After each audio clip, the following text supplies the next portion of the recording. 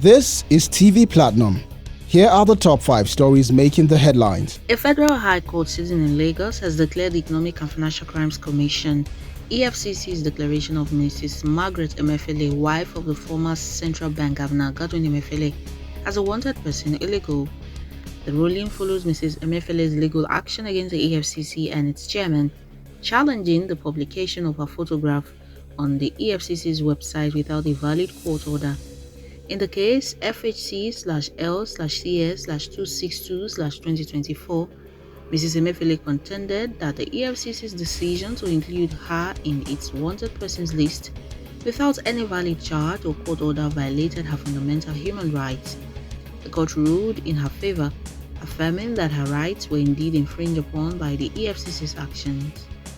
On number 2, a federal high court in Abuja has dismissed the 1 billion naira lawsuit filed by Nnamdi Kanu, the detained leader of the proscribed indigenous people of Biafra IPOB, against the federal government and the Department of State Services DSS.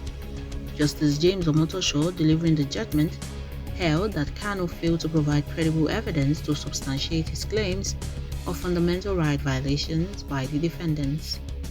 Kanu's allegations include being denied unhindered access to his lawyers and having his conversations with them eavesdropped on by the DSS operatives. However, the court found that these claims could not be established with the evidence provided. On number 3, Isaac Fayose, brother of the former Ekiti State Governor Ayo Fayose, has suggested that President Bola Tinubu could resolve the ongoing insecurity in Nigeria's southeast region by releasing and collaborating with Nnamdi Kanu, the leader of the indigenous people of Biafra IPOB. In a video statement on Monday via X, Fayose drew a parallel to former President Goodluck Jonathan's engagement with former militant commander government Epomokolo, known as Pompolo, to secure peace in the Niger Delta. Fayose proposed a similar approach for the southeast, stating that if Goodluck Jonathan can give a contract to Pompolo to have peace in the Niger Delta, why can't the same be done in the southeast?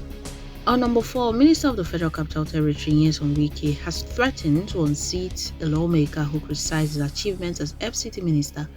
Speaking during the inauguration of the Mabushi Bus Terminal Phase 1 construction in Abuja on Monday, Wike expressed his displeasure over the lawmaker's comments, which he heard on Arise TV.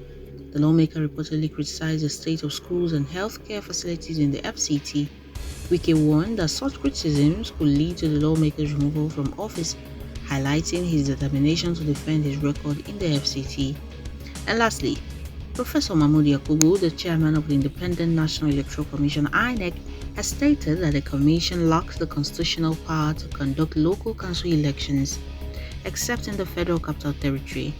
Speaking at a 2-day induction retreat for INEC Resident Electoral Commissioners Rex in Lagos on Monday, Yakubu addressed the ongoing agitation for constitutional backing for INEC to conduct local council elections nationwide.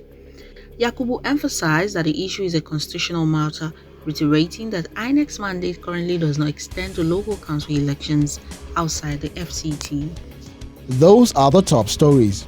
Do subscribe and follow us across all our platforms to get more of this update.